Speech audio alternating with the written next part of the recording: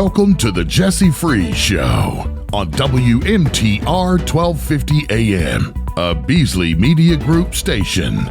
Brought to you by www.insidernj.com. Online news for political insiders in New Jersey. Streaming live on WMTRAM.com and TalkStreamLive.com. I'm Jessie Freez. The world is in crisis mode, from severe climate change to Russia's war with Ukraine, to the escalating gun violence, to the political divide in the United States and around the world. Joining me this morning to sort this all out, Dr. Harlan Ullman, Senior Advisor at the Atlantic Council, United Press International's distinguished columnist. His latest book is The Fifth Horseman and the New Mad: How Massive Attacks of Disruption Became the Looming Existential Danger to a Divided Nation and the World at Large. Welcome back, Harlan Ullman. Much to discuss. Always good to be with you, Jess. You too. Harlan, Donald Trump pleaded not guilty, claiming he was innocent in the Georgia election case, and he wants to distance himself from his 18 co-defendants by demanding a separate trial. Does he have a case? No, he does not have a case, but the fact is that he's entitled to demand a separate trial, and so we'll see what unfolds. I think the two biggest problems he has, one is the documents, the classified documents at Mar-a-Lago. He, in essence, has admitted the criminality in terms of possessing them when he doesn't have the authority, as well as of obstructing justice. So I think in that case, it's going to be basically a slam dunk. But the other cases are quite complicated. I also suspect the case in New York on the civil side, in which he and his company are accused of inflating their assets by some $2.2 billion, is going to be interesting, because it's probably going to be a battle between accountants. But I agree with you on that. Unfolds. And if his wish is granted to separate himself from the other 18 contenders, will this cause a significant delay? Trump's legal calendar is piling up and overflowing. How can he handle this and run for office? He can't. And so the trouble is, this is of his own making. Trump will claim that he is a victim. And had there been only one indictment and a handful of charges, that might have been a passable or understandable argument. But he's been indicted on 4 different sets that add up to 91 charges. And this is not just smoke. This is a blaze. This is rather like somebody who has just killed his parents and decides he's going to throw himself on the mercy of the court because he's an orphan. And this is the same kind of defense that Trump is using. And of course, it's like a 5-alarm fire. However, the GOP is still firmly behind him. He's way ahead in the primary poll. Why is this? Yeah, and well, why is it? 30% of the Republican Party, thereabouts, are hard over MAGA Republicans who are going to support him. Nobody else has that constituency. But my guess is that as time goes on, his support is going to be waning and waning and waning. And at some stage, if he is convicted of any of these charges, I think it will be almost impossible for the Republicans to run a convicted felon for president of the United States. If they do, this will be the end of the MAGA Republicans, and I'm afraid it will really make the Republican Party a laughingstock. And it has also been recently reported, and you just mentioned it to a degree, that Donald Trump has inflated his wealth since the year 2011, at times by $2.2 billion a year. Could that cause him further trouble with the IRS? And if not, why not? Oh, absolutely. As I said, this will be an accounting exercise, because obviously in real estate and property development, people tend to inflate or deflate, whichever makes more business sense. And so in this particular case, the prosecutors will have to prove that willfully the Trump organization or Trump increased the value for certain reasons and show why. And doing that will be an interesting proposition, unless they have absolutely solid means of showing that the real value of this is far, far less. But that's their case to make. And as we know, Jesse, people are innocent until proven guilty. Absolutely. And Senator Mitch McConnell froze a couple times for 30 seconds during presentations in front of the media, although his doctor cleared him. He's 81 years old. Is it time for term limits and or age limits for Congress, the Senate, and the Supreme Court, Harlan?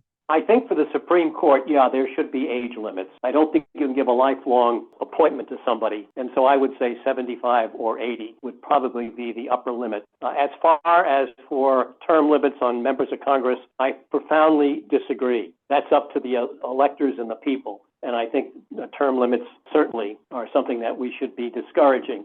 Having said that, yeah, Mitch has got a problem. Whether or not this is a result of his concussion remains to be seen. But the fact of the matter is that Dianne Feinstein should not 91. be serving in the Senate. But, this is a big but, he also is the deciding vote on the Judiciary Committee. And if Feinstein leaves, that means the Judiciary Committee will be divided equally between Republicans and Democrats, and the administration will have no chance of getting any judicial appointments through. So even though she's not physically or mentally, politics means she's got to stay as long as she can say yes or follow the party line voting in the Judiciary Committee. We're talking about, and I agree with you to a degree, that age 81, 85, 91 are no longer in touch with the younger generations. Are conservatives making laws against the American population, such as abortion, anti-LGBTQ laws, book banning, restrictions on trans people receiving medical help? Is this causing a rise in hatred in this country and social unrest, Harlan? Well, let me make a point. You're talking about the right-wing MAGA conservatives, the old Republican Party, of which many people still persist, but are overwhelmed by the MAGA right, by the way, is being matched by the woke left, which in its own way is just as bad. And so what's happened is that we've got taking these social issues and taking them and putting them out of context, as if transgender rights are the greatest and most important thing in the world. Transgender consists of a tiny proportion of the country. And so you've got MAGA, who are picking on the transgenders, and woke, who is trying to defend them, elevating this to a situation that's life and death. That is nonsense. We have critical issues. And a lot of these social and cultural issues obviously are important to some. There are still a lot of people suffering from the rise in hatred for the trans people. So what are they going to do? Look, wait a second. What's happening is that both the left woke and the right MAGA have provoked issues in which minorities, I don't care whether it's by gender or anything else, are suffering. This is a mutual problem caused by both extremes of left and right. And I agree with you. People are suffering, mainly because the center, obviously more moderate, is not having its voice heard. Okay, well, the Supreme Court Justice Thomas and Alito's relationships with rich donors is deeper than known before. Thomas's friend and acquaintances who treated him to far-flung vacations aboard their yachts, ushered him into premium suites at sporting events, and sent their private jets to fetch him. The gifts included 38 destination vacations, 28 private jet flights, 8 helicopter flights, a dozen VIP passes to professional sporting events, and 2 stays at luxury resorts in Florida and Jamaica. What do the wealthy donors get in return for all this? I don't know, but I will say that I think you have to accept the views of the various justices. However, the perception of a conflict of interest is real. And whether or not anything was done, the fact of the matter is that Clarence Thomas has demonstrated through these trips that he may be viable even though he's not. And so what needs to be done is full and open disclosure. There has to be a stronger set of ethics and disclosure for the Supreme Court, because, as you know, they're not held to account as other less senior or lesser judges. Right. And ethics questions, I don't want to leave these people out, have also been raised by the conduct of Justice Samuel Alito and Sonia Sotomayor, to push her book. I agree. Unfortunately, there are a lot of gray issues, and for certainly some time, any kind of a political nick can become septic. And so judges have got to be seen as holier than thou, even though there be nothing technically or illegal about what they did. They've got to be seen as completely objective arbiters. And so we've got to change the means to ensure the public is protected so that these stories, even when they may not have any kind of validity to them, they still suggest that there is a conflict of interest. And we've got to end that. We certainly do. Harlan Ullman, the once respected Rudolph Giuliani, will now have to pay a huge sum of money for admitted lying about two Georgia women election workers, Ruby Freeman and her daughter Shay Moss. Giuliani cruelly defamed their character and caused deep emotional trauma. However, we understand Giuliani is running out of funds. Will these women ever be reimbursed? And could Giuliani face jail time? Or will he? The answer is yes, Giuliani could face jail time in other legal proceedings. The court has now set a date in which the issue will be how much damages are owed by Giuliani. We don't know that amount, and I have no idea what his financial situation is today, so I can't answer the second question. It's been reported, though, that he's really running out of money, and even Donald Trump is taking up $1,000 plate dinner for him at his New Jersey club. Yeah, how much of that is disinformation? I don't know that that's truthful, or the rumors could be spread, but yeah, it's been well reported, though. For all sorts of reasons to make him the victim. I would put no stock in any of that yet. Okay, Oath Keepers founder Stuart Rhodes was sentenced to 18 years in prison on May 23rd, and Joseph Biggs, Proud Boys leader, was just sentenced to 17 years in prison. Biggs was sobbing. He claims he's very sorry and was seduced by the crowd on January 6th, and he was just following orders from higher ups.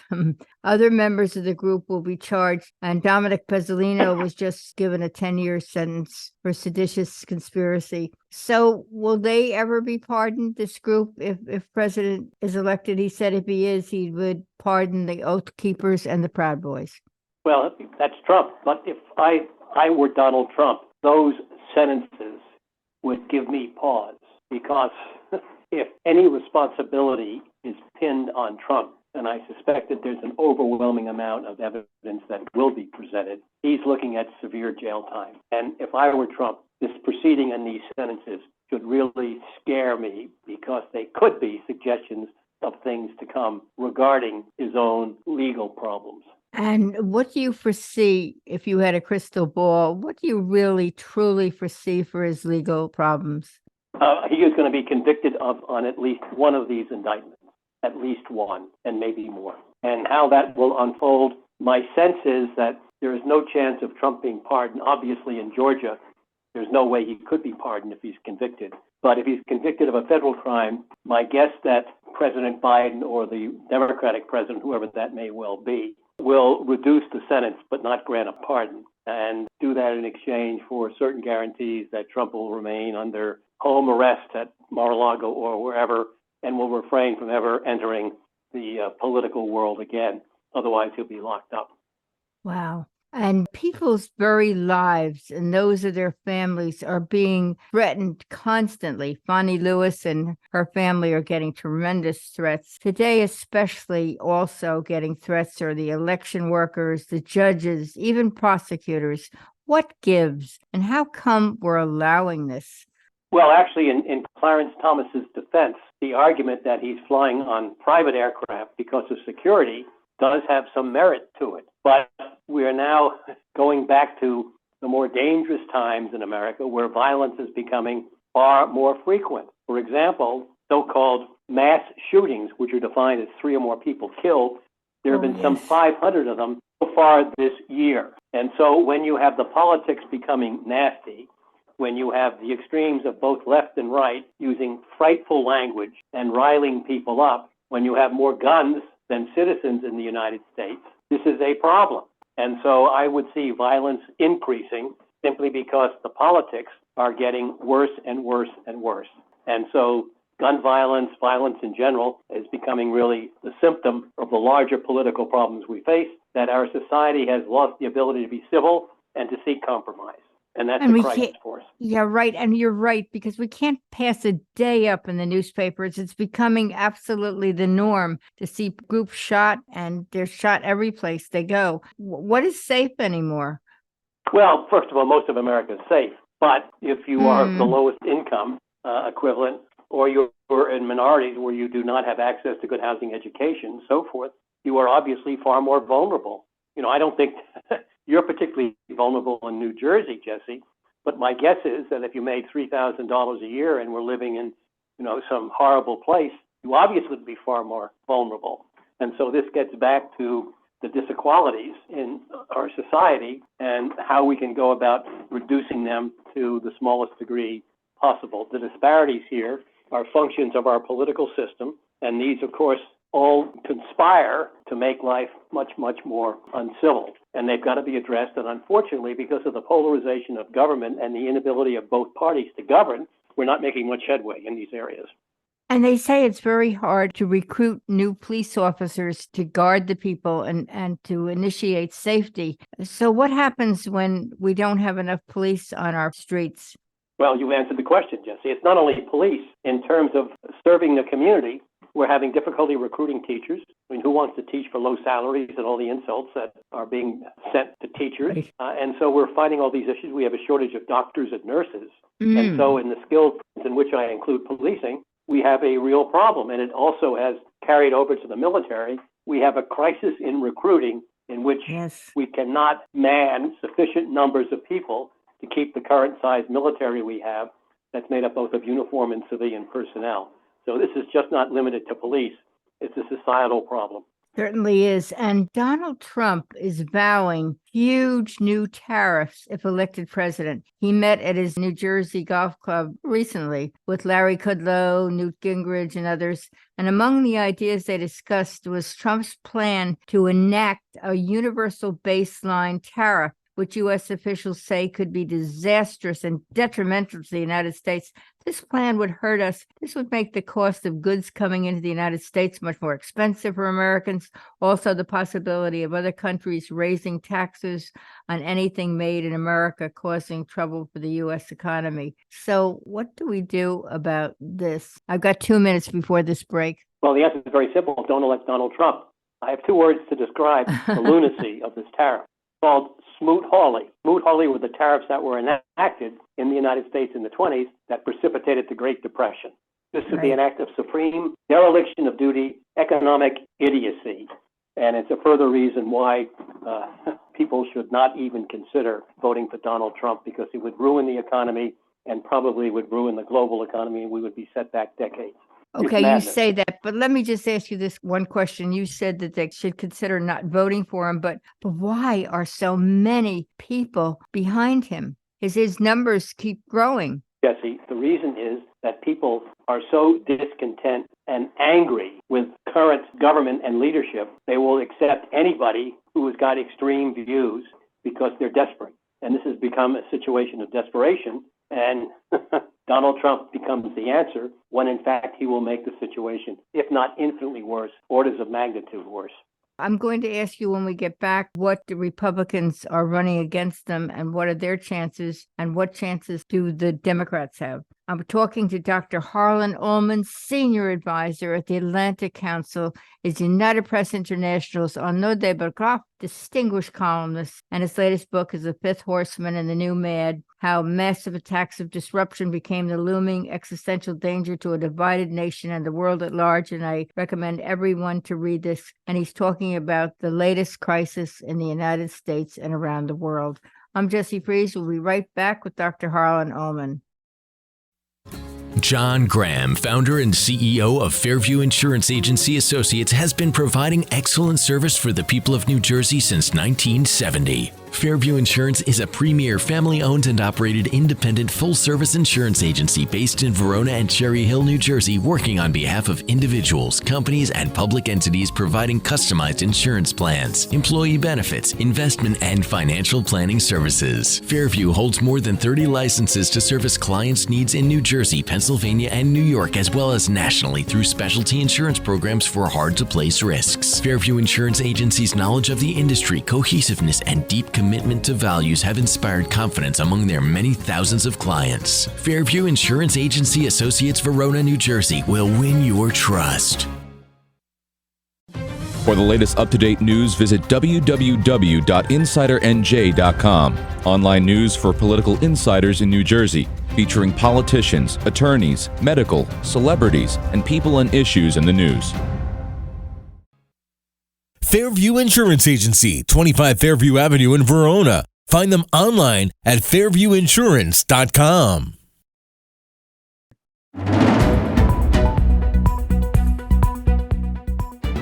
Welcome back to the Jessie Freez Show, brought to you by www.insidernj.com. Online news for political insiders in New Jersey.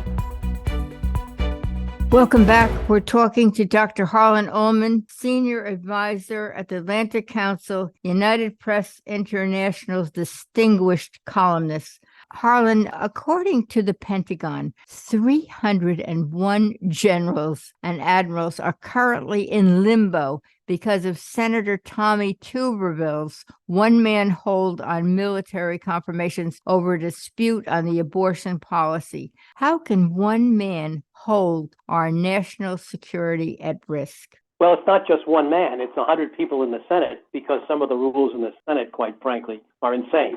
And this is one of them. And the fact of the matter is that Tuberville is stubborn, and we could actually see this continuing for a long time. The problem is, however, that, as you know, a number of admirals and generals in terms of the various Army, Navy, Air Force, and Marine services have been made acting chiefs of staff or head of their services. According to the law, you can serve in an acting capacity as a presidential Senate-confirmed appointee for only 7 months or 210 days. So that means some 6 or 7 months forward, if this hold has not been released, we will not have a legally constituted Joint Chiefs of Staff. And furthermore, we will have absolutely ruined the flag community simply because promotions are based on confirmations. And once the process stops, it has a huge backlog effect, just like a train pileup. You know, if the front of the train hits something, and the cars keep on coming. And so what you've done probably is to destroy, if this continues, a generation of flag officers simply because they've got no place to go, which ruins all the rotational cycles as well. This is an act of madness. The Senate needs to do something, and do something now, to either eject Tuberville temporarily or change the rules, because this is a real national security problem. And it's still unbelievable to me that one Tommy Tuberville could become so powerful. But if Tommy Tuberville does not budge, the number of positions blocked from Senate confirmation is set to rise to 650 by the year's end. The ripple effect from the delayed promotion is just disastrous. Correct. And is the Correct. Supreme Court partially to blame for this, since he's using the Senate to hold power to wage agricultural war against his campaign over abortion? No, there's not. No, not. I mean, your argument that with the Dobbs decision, this has generated the reason for Tuberville. No, the Supreme Court is entirely separate from this. Whether or not there would be a legal case, however, to remove Tuberville might end up possibly in the Supreme Court. But it's really up to Mitch McConnell and the Republican leadership to take charge. Congress is reconvening next week, and I think one of the topics is going to be, what do we do about Tuberville? Because quite frankly, if he persists, he's going to help ruin the Republican Party and probably hurt the chances of any Republican nominee for president, simply because the Democrats will say the Republican Party is anti-defense. Look what it's doing to destroy the leadership in the Pentagon. And a lot of people will believe that. And can they actually remove Tuberville? Can they really do that? Or will they? Or won't they? I think enough. I'm not intimately familiar with the parliamentarian of the Senate, but my guess is they could do something to say, all right, here's the issue, and they could expel him for a short period of time or else apply other pressures. But the Senate rules are the problem because they are based on civility, compromise, and basic decency and rationality. And when someone takes advantage of that, this is what happens. By the way, it would also be possible to block the defense budget or the federal budget and going to a government shutdown if one or more members decided they want to do this. And so there are an awful lot of vulnerabilities and weaknesses in the organization of how the Congress is administered that can be exploited in these circumstances and can have devastating effects on the nation. Right. And to change gears, we've certainly seen this last summer and year that climate change is not a hoax. Is Europe getting cold feet on climate warming? Europe made bold promises to slash carbon emissions to slow global warming. But now that the bill is coming due and governments are starting to blink at the cost, political and economic, Europe is wrestling with how to tell Germany what cars they can drive, Italians what stoves are accessible, Polish miners why they must abandon coal, and Britons why they can't keep exploiting their massive oil and gas reserves. Will there ever be a solution to this problem? My Monday column in The Hill compares the climate change crisis with the horse pollution problem in New York City in the 1890s. In New York, roughly 1.2 million people lived in the 5 boroughs.